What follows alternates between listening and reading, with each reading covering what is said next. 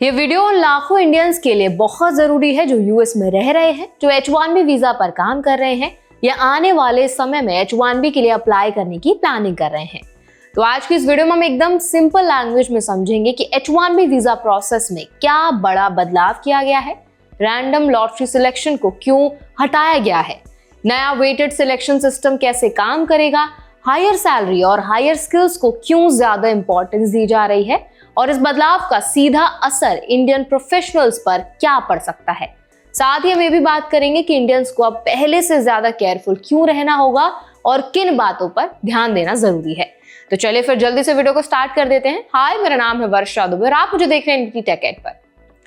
अब तक H1B visa का सिलेक्शन प्रोसेस ज्यादातर रैंडम लॉटरी पर बेस्ड था। मतलब ये कि चाहे कोई एप्लीकेंट बहुत हाई स्किल और अच्छी सैलरी पर हो या कोई लोअर स्किल और कम सैलरी पर, दोनों के चांसेस ऑलमोस्ट बराबर होते थे। यही सिस्टम कई सालों से क्रिटिसिज्म का सामना कर रहा था। अमेरिकी गवर्नमेंट का मानना है कि इस रैंडम सिस्टम का मिसयूज हुआ, जहां कुछ एम्प्लॉयर्स ने जानबूझकर बड़ी संख्या में लो सैलरी और लो स्किल प्रोफाइल्स डालकर लॉटरी सिस्टम को फ्लड किया है। इसका नुकसान सीधे अमेरिकन वर्कर्स को हुआ, क्योंकि कंपनीज सस्ते फॉरेन वर्कर्स लाकर लोकल वेजेस को दबा रही थी। इसी प्रॉब्लम को एड्रेस करने के लिए डिपार्टमेंट ऑफ होमलैंड सिक्योरिटी ने H1B वीजा रूल में बड़ा बदलाव किया है। अब रैंडम लॉटरी की जगह वेटेड सिलेक्शन प्रोसेस लाया जा रहा है। इसका मतलब यह है कि अब हर एप्लीकेशन को बराबर वेट नहीं मिलेगा। हायर स्किल और हायर सैलरी वाले एप्लीकेंट्स को ज्यादा प्रेफरेंस दी जाएगी, यानी जिन लोगों की सैलरी ज्यादा है और जिनकी स्किल लेवल बेहतर मानी जाती है, उनके सिलेक्ट होने के चांसेस ऑटोमेटिकली बढ़ जाएंगे।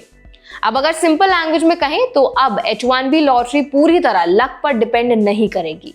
आपकी प्रोफाइल कितनी स्ट्रांग है, आपकी सैलरी लेवल क्या है और एम्प्लॉयर आपको किस लेवल पर हायर कर रहा है, इन सब बातों का सीधा असर पड़ेगा। गवर्नमेंट का साफ कहना है कि H1B प्रोग्राम का मकसद चीप लेबर लाना नहीं है, बल्कि ऐसे फॉरेन प्रोफेशनल्स को लाना है जो सच में हाई स्किल के हों और जिनसे अमेरिकन इकोनॉमी को फायदा हो। ये बदलाव 27 फरवरी 2026 से इफेक्टिव होगा और financial year 2027 H1B cap registration season में लागू किया जाएगा। H1B वीजाज की टोटल लिमिट अभी भी वही रहेगी। हर साल 65,000 रेगुलर H1B वीजाज और 20,000 visas US advance degree holders के लिए रिजर्व्ड रहेंगी। फर्क सिर्फ इतना होगा कि सिलेक्शन का तरीका बदल जाएगा। इंडियंस इन द US के लिए बदलाव बहुत इंपॉर्टेंट है, क्योंकि H1B वीजा होल्डर्स में सबसे बड़ी संख्या इंडियन प्रोफेशनल्स की ही होती है। खासकर IT, टेक, इंजीनियरिंग और कंसल्टिंग सेक्टर में काम करने वाले इंडियंस को अब अपनी सैलरी स्ट्रक्चर और रोल लेवल पर ज्यादा ध्यान देना होगा। अगर कोई एम्प्लॉयर आपको बहुत लो वेज पर दिखा रहा है तो ऐसी एप्लीकेशन का वेट कम हो सकता है।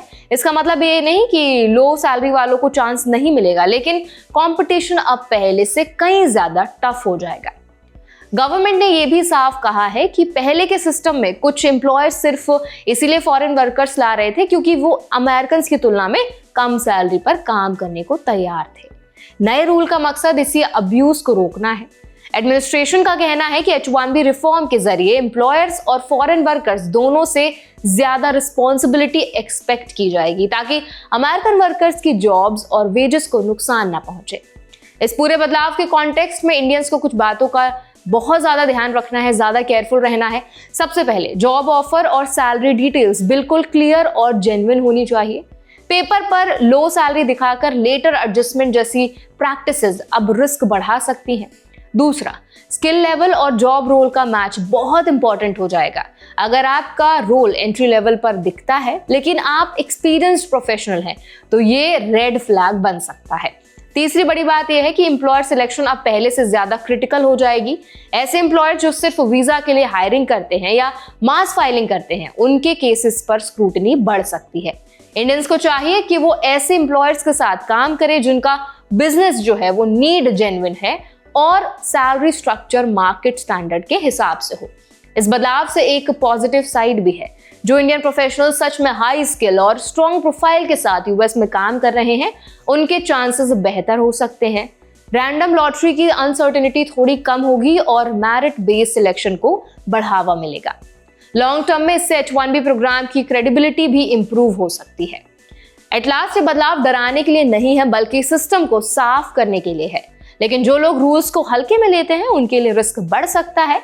सही जानकारी, सही प्लानिंग और सही डिसीजंस के साथ इंडियंस अभी भी H1B सिस्टम में स्ट्रॉन्ग पोजीशन बना सकते हैं। तो आई होप ये अपडेट आपके लिए हेल्पफुल रहा होगा। इस अपडेट पर आपकी क्या राय है, आपका क्या ओपिनियन है, हमें कमेंट्स के जरिए जरूर बताएं।